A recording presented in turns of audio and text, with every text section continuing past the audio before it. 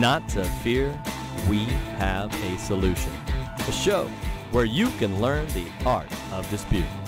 Filmed under the glorious technicolor of rainbows and rifles. With a cast of teddy bears armed with switchblades. Where both the opinions and the adult beverages are strong. Tune in, turn on, and comment your giddy hearts out. We're going live in 3, 2, 1, action! Welcome to the Art of Dispute, the only show where you can be friended and offended all in the same doggone hour. America, we have a problem. Y'all know what I'm talking about. Anytime you get into a conversation where there's a disagreement, especially on social media, when you say something and the other side just blows up and goes nuts and they're like, well, I disagree, so I'm going to go outside and set fire to your car. That's just how we roll these days in America. Well, we have a solution. It is our show, our group, our method, our genius. And a great glass of wine and or beer, because we're now equal opportunity employers of various alcohols. Cheers, everybody! Yes! Cheers. Woo! To a great show! All right, so, this is a special edition of the show. We're going to have a lot of fun because we have special guests, the year-end special, where we summarize the whole year, we wrap it up, and we invite our moderators on the show, people who have been veterans of the show and been on many times. And so we're going to do something really unique as far as the topic goes, but I'm going to save it for just a second because I want to give the guests the opportunity for their shameless plugs. And so without further ado, Sheridan. Hello, I am Sheridan Tonche on Facebook, but my business name is Sheridan Bradshaw. I am a Houston artist. I work primarily in acrylic, oil, and I also do epoxy work, pet portraits. My website is myaanatomicalheart.com, and on Instagram, My Anatomical Heart, and you can find everything I'm working on, where I'll have my next art show, and all that good stuff. I also take commissions. Yeah. All right. Yeah. Fantastic. Dee. Hi, I'm Dee Franklin. My website is Fable Collages on Facebook. I'm also under Deadhead Horror. I make goth dolls. I do mixed media collages, and I also am with Creepy Hollow Haunted House, which you can see us on February 14th for Valentine's Day weekend, as always. And we will be out there scaring you silly. And come see us for that. And I will be hopefully introducing my new character. Ooh. And she will be at the haunt. See you then. I'm a little chilly. That's pretty cool. That's a Valentine's Day idea. That's pretty cool. Made the hairs on the back of my neck stand up. I'm David Pipkin. I'm a longtime entertainer, singer, DJ, / been performing around Houston for 25, 30 years now, longer than I care to count. Also, I happen to be the Harris County coordinator for the Constitution Party of Texas. So you can look me up, get in touch with me through the page.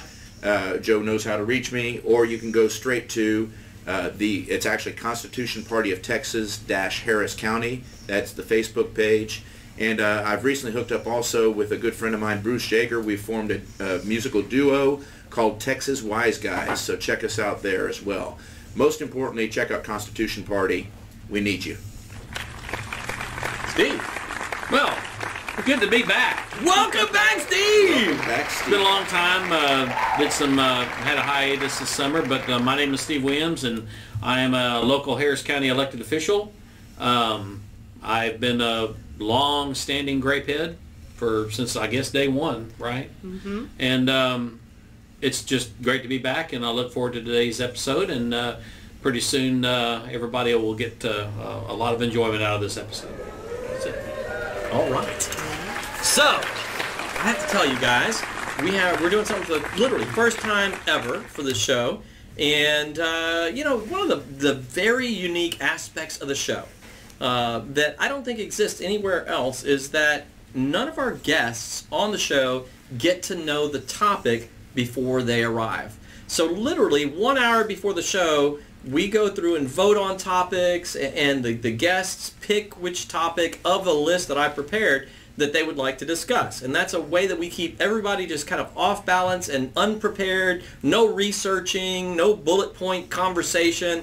This is all very real, organic conversation because we want to teach America that you can talk about the most serious subjects, the most important subjects, religion, politics. You can do it while drinking adult beverages and still preferably still not being a jerk to each other. It is possible. We do it here every week. But because these guys are pros, you know, the old hands here on the show, they've been on multiple times, they're the moderators in the group, and we have thousands of members in the group and tens of thousands of comments every month that they're looking at. I'm like, you know, these guys are used to getting all kind of crazy topics thrown at them all the time, so we got to up the game for the moderators. So just before the show, I told them that they had to come up with a topic themselves, something that was on their mind, and nobody else in the group has heard it. We will all hear it for the first time right now, and we're going to react to it right here, right now, just like real life plays out. We're doing this live before your eyes. So it may be a total flop. I don't know. But we're going to go for it. So, It's gotten worse. ladies first, I'm going to give it to you, Sheridan. What's your topic? So I picked my topic because I felt like it was a post question by you, actually, that got some of the highest levels of comments, interaction, some confrontation, but it was one of the busiest threads, and it wasn't just a day. It went on for, it's still going to this day. So I thought it was a good topic to bring up again. So I'm going with morality. Ooh. Is it necessary to have deity, religion, etc., to be moral, to have morality? So that's what I'm going with. I love it. I'm sure you do. I love it, yes. And we had a whole show last week on it, but it's unique every time. Different perspectives, different people. So, 1 minute bullet point. Let's work our way around, and we'll give our guests the opportunity to form their opinion on this real quick. 1 minute bullet point, and then we're going to come back, and it's open floor, and we'll rebut and that sort of thing, and take that conversation home. So, D, thoughts. Can you be moral? Can humanity be moral? Can man be moral apart from a creator? If there is no God, and not even a specific God, that's not necessary to the question. You know, so no Islamic God, no Christian God, no Thor. This is just, if there's not a higher opinion than man, can man be moral? Yes, but right now I don't believe we're very moral even with one. Oh. Okay. All right. So in 1 minute you can elaborate, but that's a great kind of statement. So you can stick with that if you want, and we'll come back. Okay. All right. Me? I'm going to borrow from our friend Dustin Essery. Without You can tell. Where was that during the sound check? You can tell the moderators in the group. But we have 6,000 members. He mentions one of them, and it gets But I have to say, that's not how I said his name in my head. So thank you for that. And the moderator's like, oh god, yeah. These two. Usury, not Essery. So it's Essery. Essery, yes. There we go. Now we know. Anyway, if there is no God, then everything is permissible. So that's what I'm going with. Okay, all right. Well, I don't think that you can be moral. The definition would be along lines of a deity-based faith or belief system. I think what you're alluding to would be more along the lines of, can someone who does not have a belief in a higher power, can they be moral? I would say, can they be a virtuous person? The more common definition of virtue is simply knowing what is the difference between right and what is the difference between right and wrong. That's the way I would put it. If you don't have a belief in a higher being or purpose or a faith-based structured religion, then if you're a virtuous person, right or wrong is simply your definition of your existence. And that's a good point. So are we discussing moral? So- or are we They're two different discussing questions, I guess. I It mean, it happens a lot. it does, Yes. and then it happened in the Nuances to the Yeah. conversation, yes. And to give you the opportunity to share your thoughts. I think that's a fantastic point. And I think when I first heard the question, it was, does somebody who doesn't have a belief personally, can they be moral? And my first thought was absolutely, I think so. Can humanity? I would like to say so. But that I think I'd have a little harder time being hardlined on. My gut is to say, yes, we can be moral or virtuous without a deity or a religion. But So Sheridan, my question is the question actually asking moral or is it asking ethical?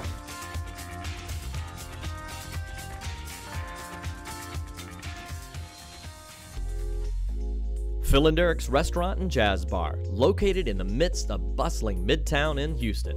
You'll find a laid-back atmosphere and an ambiance reminiscent of the comfort of your own living room, coupled with the flair, pizzazz, and glitz of live New York-style cabaret entertainment 7 nights a week. Phil and Derek's is not only the ideal restaurant with a great long-standing wine selection, but also with a full bar as well. Phil and Derek's stock and knowledge of wines from France, Spain, Argentina, and more, just to name a few, are the envy of wine connoisseurs far and wide. Phil and Derek's Sunday Brunch was voted best morning after brunch for 3 consecutive years. Come indulge in the ample buffet of omelets, meats, various salads, $3 mimosa carafes, and much, much more. Enjoy delicious foods from the kitchen until midnight. We're equipped with large dining areas, ideal for groups up to 20 in size, whether business or pleasure. Come see all that Phil and Derek's has to offer.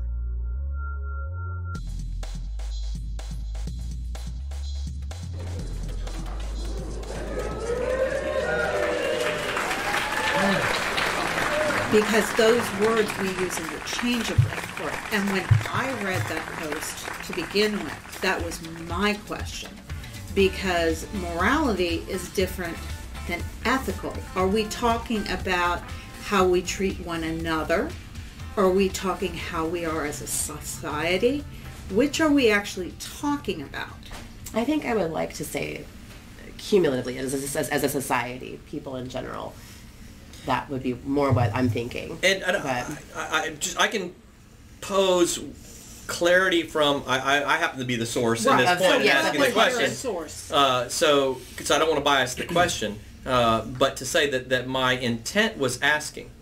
One person says this is right, another person says this is wrong, right? One society says this is right, one society says this is wrong. If there is no creator, if there is no God, on what basis does anyone get to say who is right? So how can an objective morality exist without a higher authority? That's basically the premise of my question. Is it possible? And if I can tie something in real quick to jump in to tie the nuance you introduced, because what I say ethics, how can ethics truly exist apart from morality? The morality is the anchor point for the ethics. At the end of the day, you have either a self-centered worldview or you have a God-centered worldview, whoever you espouse that God to be. So without the foundation of the morality, what your moral foundation is, what are the ethics hooked to? But then we would then go back down to where you're enormously brilliant on. You go back to the Greeks, and then you go back to... No, seriously, she is brilliant on. I know.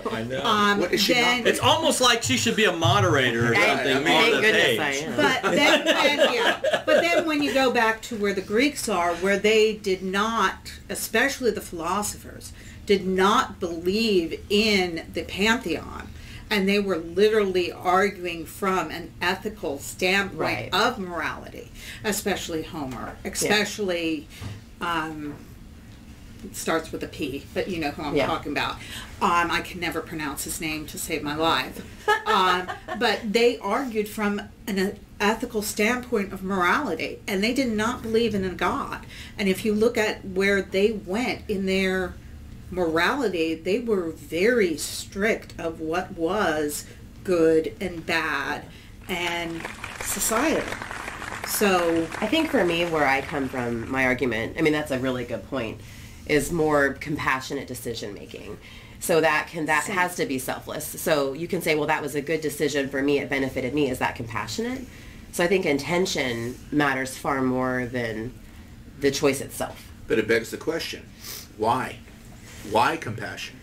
Well, if it doesn't, here's the deeper question. If it doesn't benefit me, why am I obligated? If there's no God, if there's no moral foundation apart from man, then, like Joe has alluded to before, why doesn't the strongest win? It's survival of the fittest. But it's hardwired in your brain. The amygdala, the center of your temporal lobe is, you're wired to have that. We don't disagree on that. Yeah. I absolutely do believe it's wired in your brain. I just happen to believe it's there for a reason. That's right. It was designed. And that's where you... I think, almost like there was an intentional design. And that's where we kind of hit a wall. So it's like, I don't know that. I don't know the answer to that. And that's a good point. And we were actually making not fun of the member that was talking about the amygdala.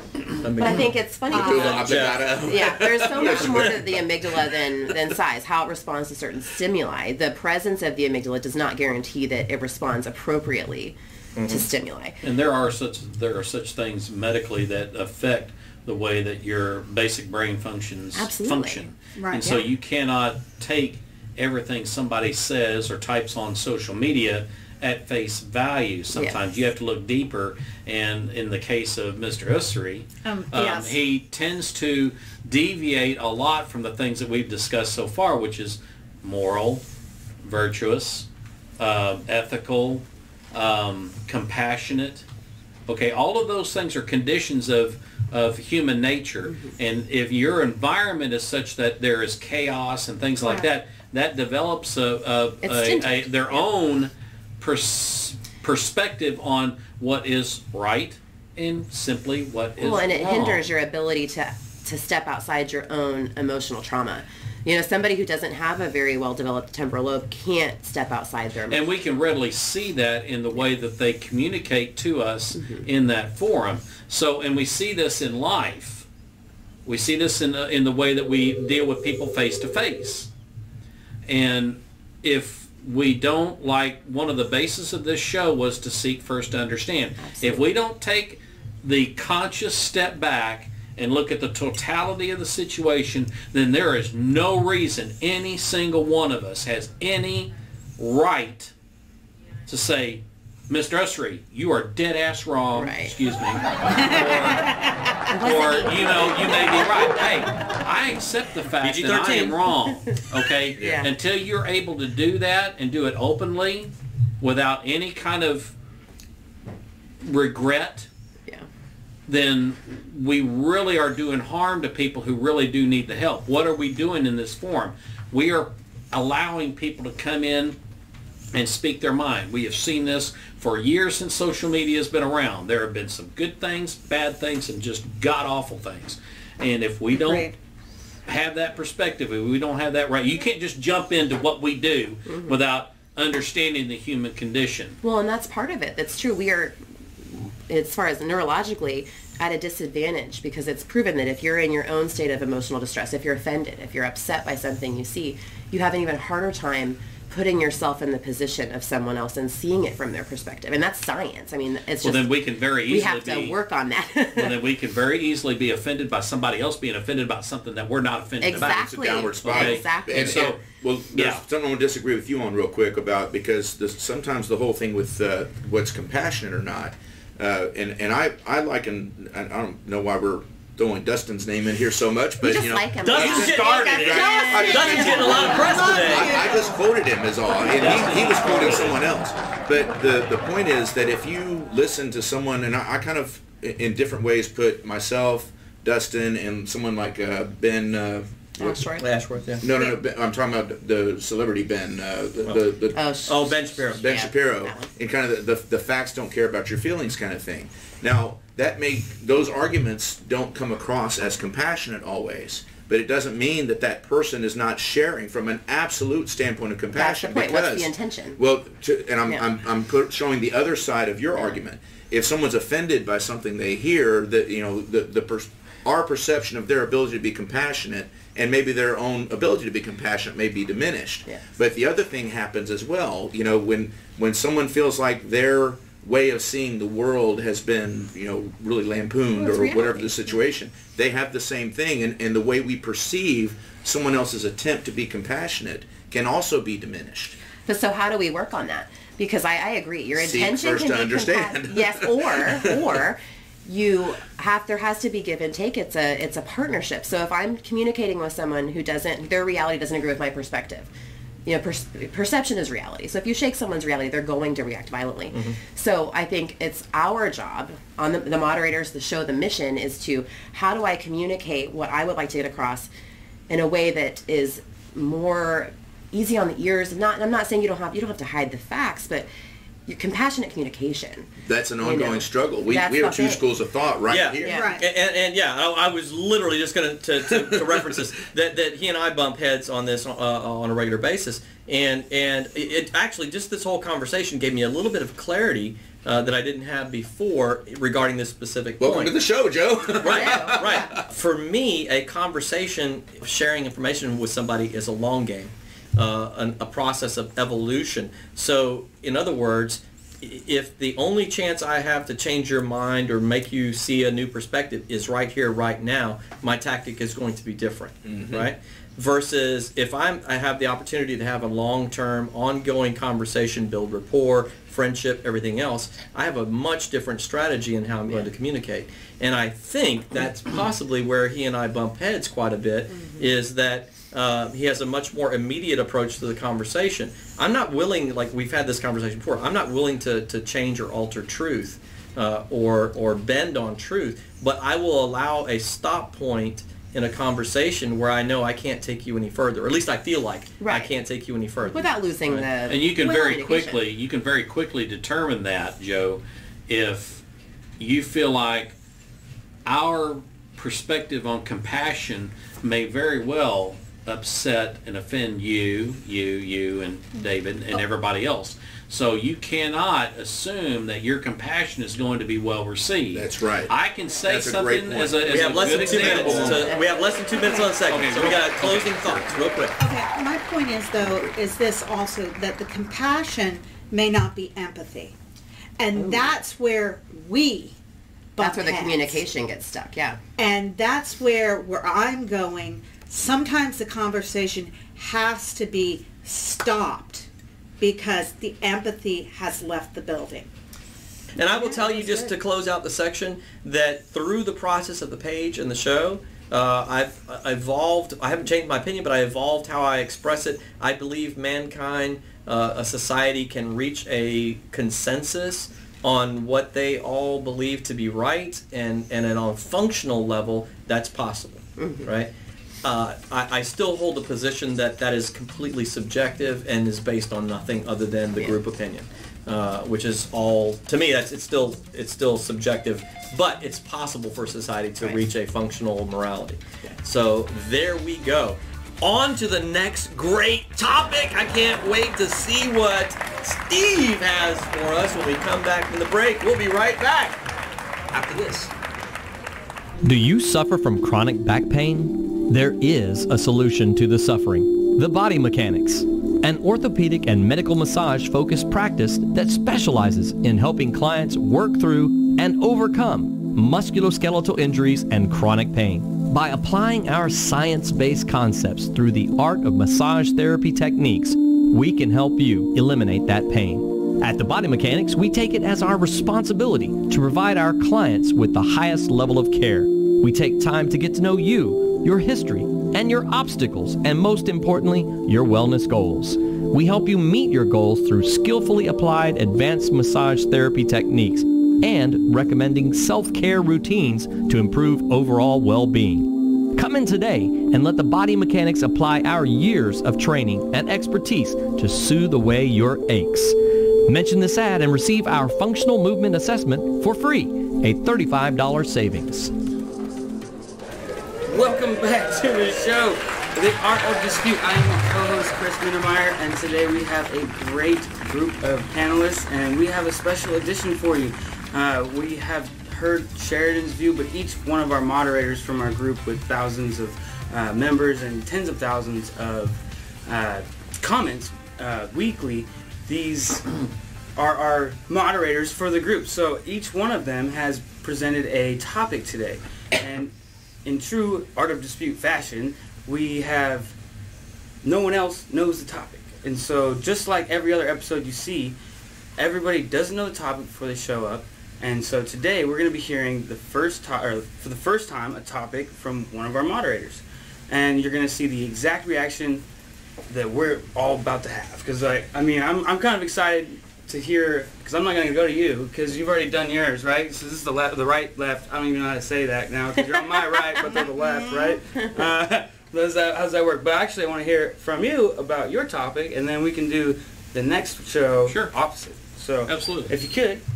Well, in accordance to the rules and what we wanted to set up the program today, my subject is very topical, something that everybody online who's watching the show and our discussion may not have been very well discussed online. But the government shutdown. From a political standpoint, that's my bailiwick. So what I'm saying is about this government shutdown, and the question is very simply this: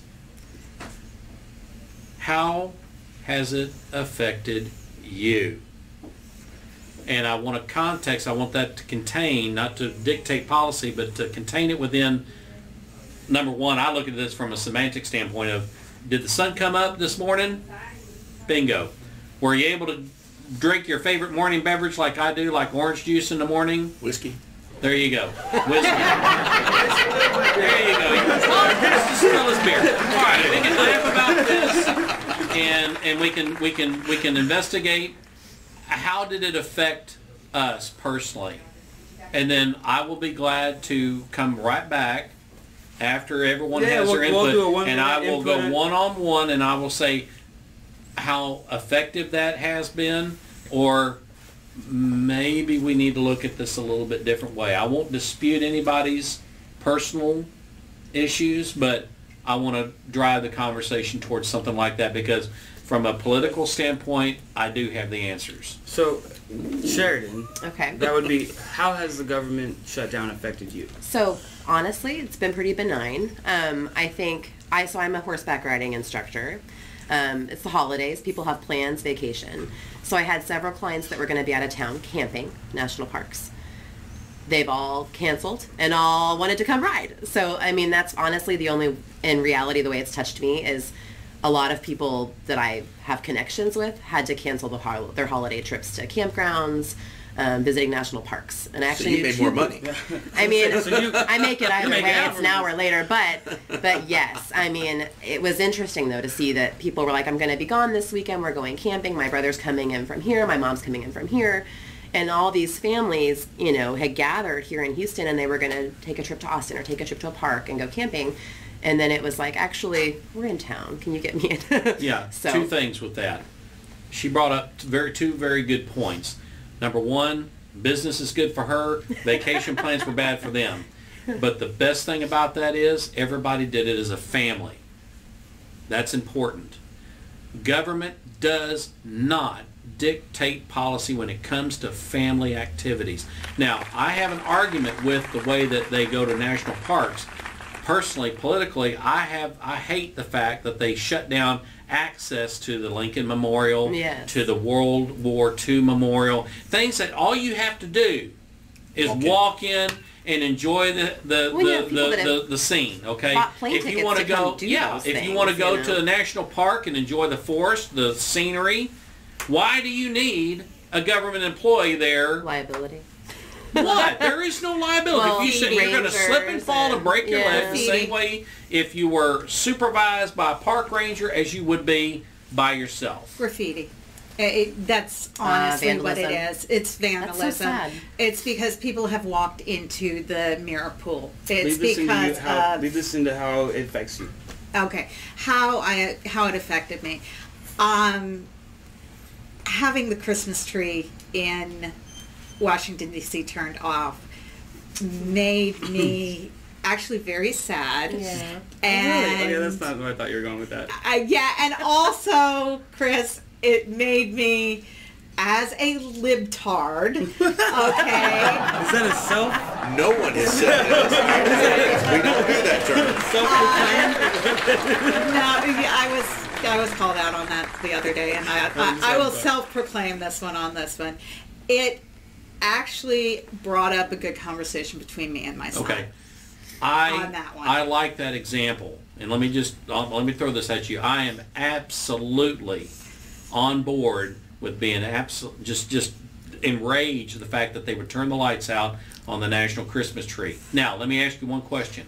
When you noticed that, did you notice that the lights on the background and the lights in the room and whatnot, they were still on? They were right? still on. So the symbolic nature of somebody coming in and pulling the plug on the tree, that to me is the most stupid political thing I've ever seen. It was a political motive. It made stupid. me nauseous. It made me think that they were playing into this whole the whole political thing, media, this whole thing of the war on Merry Christmas, and so that they could play into the Democrat versus Republican, so they could play into the whole dichotomy. Clickbait. And it was clickbait. So just understand the fact that the deal that they pulled the plug on the Christmas tree, you realize that was... Good point. There we go. It Wonderful. pissed me off. I love it. Elastic coaster. Wait. That, and I know not, it shouldn't hurt my husband, because usually the shutdown does not hurt military or veteran pay. It takes a long time before that hurts, or the VA hospitals. However, depending on how long it lasts, it can affect things like the school's payment for people going back to college, because it's coming up. But so the GI bill will affect my family. So is it still shut down? Obviously, I didn't even know it was shut down. that will shut down college coming back in next semester. So that would personally affect. Yeah. And that will affect my son going back to college and those are some very succinct things. Yeah, that's people an impact. Don't realize that depending on how long shutdowns happen, it flows downriver into the VA hospital, into that, because it's not the doctors and things that get furloughed. It's the support. It's the support people that get furloughed, and it's like this river that just flows down. I think it's closer to a spigot on the outside of your house. They turn it off.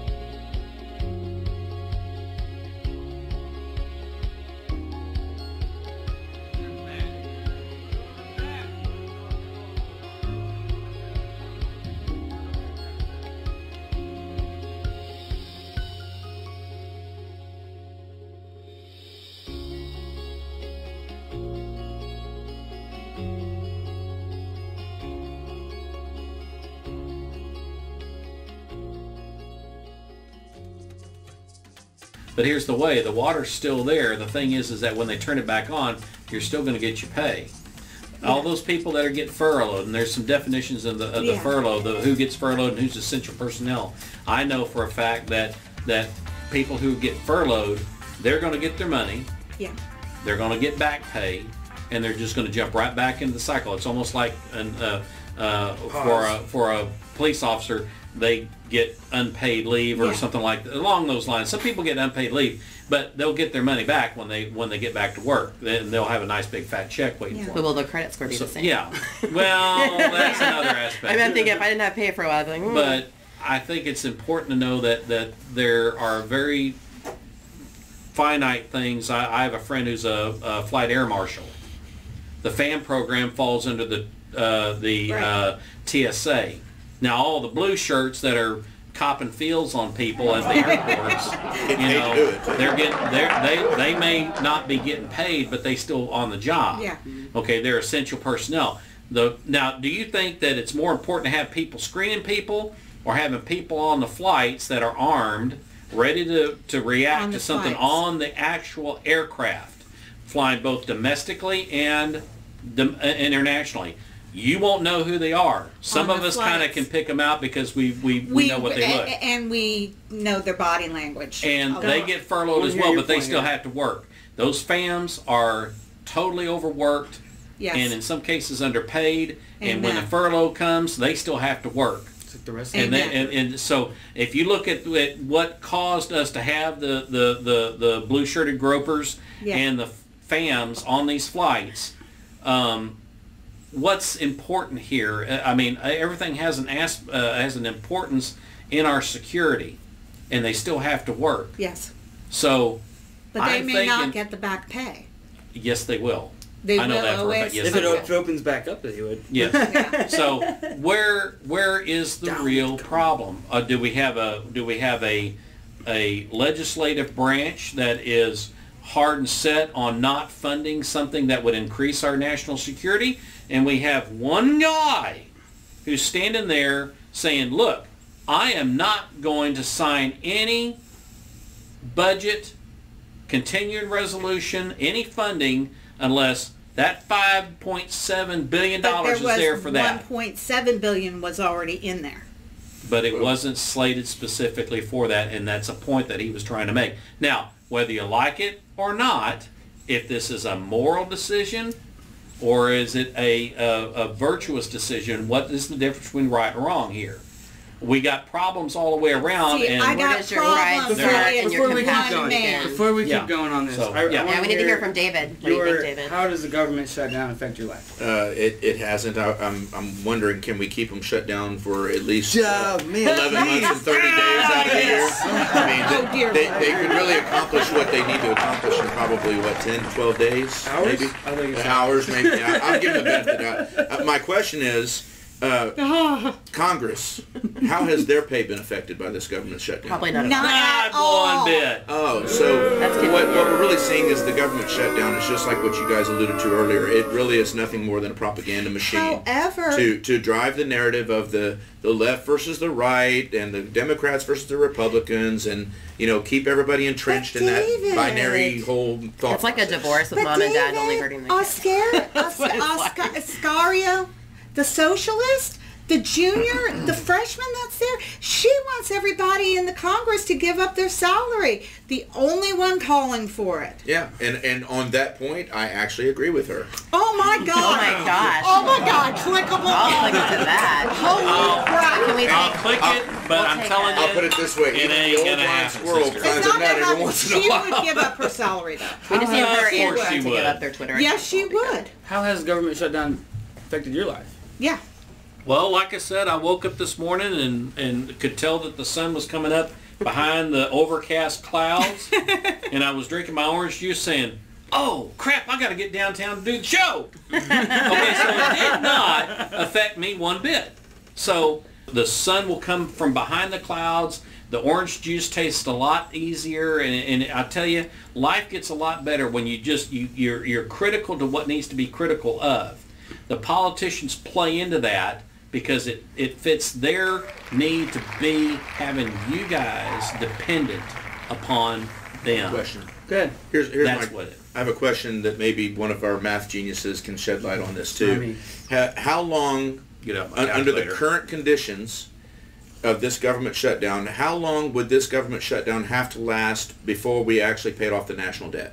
Never. Never.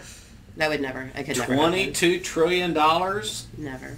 at a daily government operational rate. God, I don't even have that Just number. keeping the That is a office very good running question. and I think the that's something Commenters, yeah. commenters IRS, start the putting post numbers office. in. This is Put the the numbers this is the in, thing. man. Yeah. That my question is loaded as usual to point out the hypocrisy that is on both sides, the left and the right, is to point out how when we had Obama as president, every so-called conservative was very cognizant of this thing called the debt clock. You would see it posted every other day on social media, some link to Okay. the debt clock, right? The national debt was of the utmost importance, the utmost priority. And now there's Now- a Trump's gonna debt double it. clock. We don't. Yeah, Nobody's he's talking about it. He's on track. Oh, no. He's on He's track gonna to do. double it. He's gonna double it. This Yeah. Republican Congress, this Republican president has to this point outspent the previous Democrat Congress and the previous Democrat president. Well, then you have to And, visit. and my point is to point Yeah, in out 2 years this is he's how bad doubled the 8 problem years. is. You can shut the government down as the way it's shut down right now. And I promise you the national debt will not be paid off in my daughter's lifetime. Forget mine. Well, and the thing that I don't think people realize is the amount of money it takes to run our government.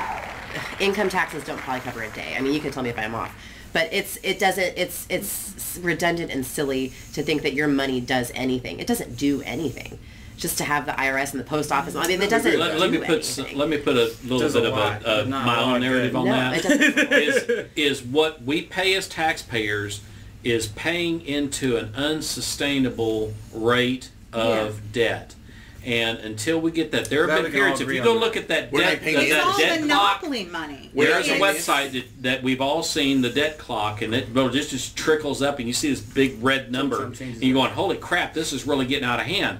Well, there are times if you change the timeline, there's an option on the setting to say, "Well, let's look at what it looked like in 1991."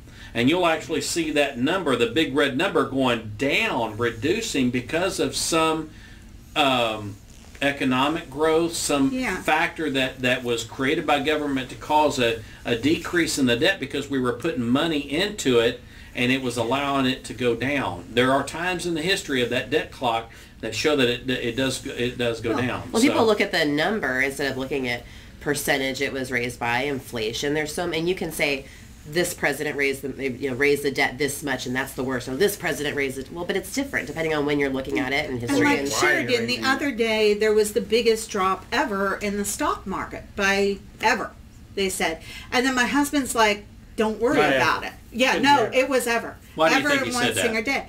And he was like, But honey, we had a it's the stock market next day. crisis. Just, but it, maybe it is a no, percentage or it not. was the Okay. biggest ever. And my husband's like, don't worry about it. Just wait till the next day. And I was like, no, I wasn't worried about it. I was just commenting on it. So it was a crash that like I wasn't aware of. No, yeah. Just like you a were. shutdown. You Oh, were. Just like get on the internet. That's how all much because it of works. the guy talking to the feds, the Federal Reserve head. The Reserve Chairman, yeah. Federal Reserve. And they panicked the stock market. And I was like, that's like two girlfriends gossiping about their boyfriend, and it crashed, and then it went, and they said it had the next day had the highest ever. Well, then people Yeah. need to understand And what the stock it's- market we really do have means. to come What are to a they break. actually gauging it We on? do have Yeah. to come to a break. Sure. This Okay. is all great. Sorry. This is all great. We are out of time. So check out the music coming up by Vanessa McGrew. McGrew. McGrew. Vanessa McGrew. Tell us what you're about to play and take it away.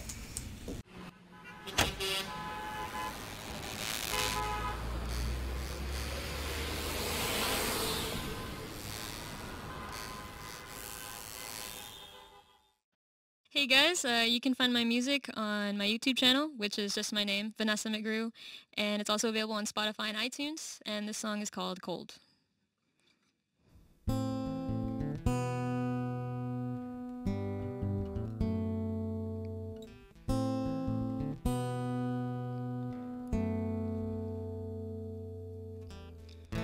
Breath is by your side, hands so cold. No idea it would all explode. We had no control.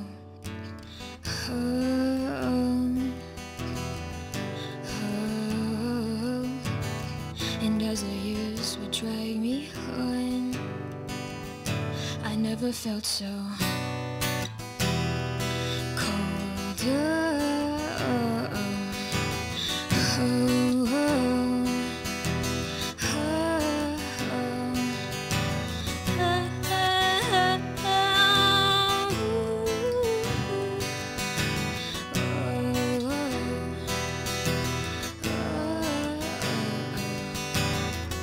Sometimes I still hate you. I'll never understand what you were thinking through.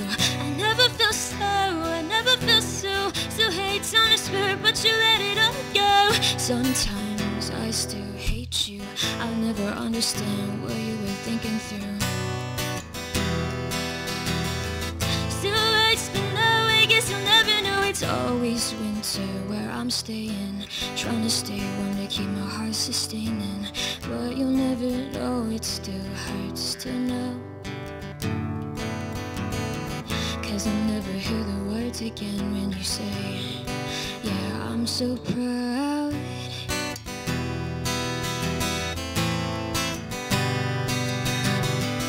Oh, I know it wasn't suicide, but it feels like you didn't even try. Yeah, I know it wasn't suicide, but you didn't even try.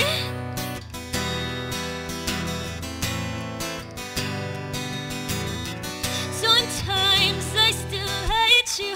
I'll never understand what you were thinking through. I never feel so, I never feel so hate on the spirit, but you let it all go. Sometimes I still hate you.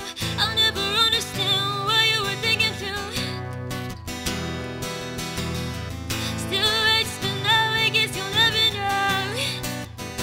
I never feel so cold.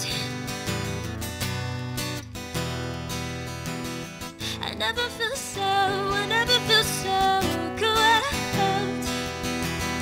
I never feel so, I never feel so cold.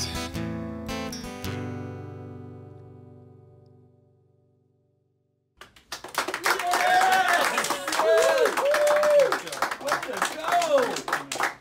Cold. That was cold. Make sure you look for it on her channel, Vanessa McGrew, on iTunes, Spotify, everywhere. Of course, on our own, very own channel, The Art of Dispute. That was a killer song. Way to go. Another one in the can. We're out.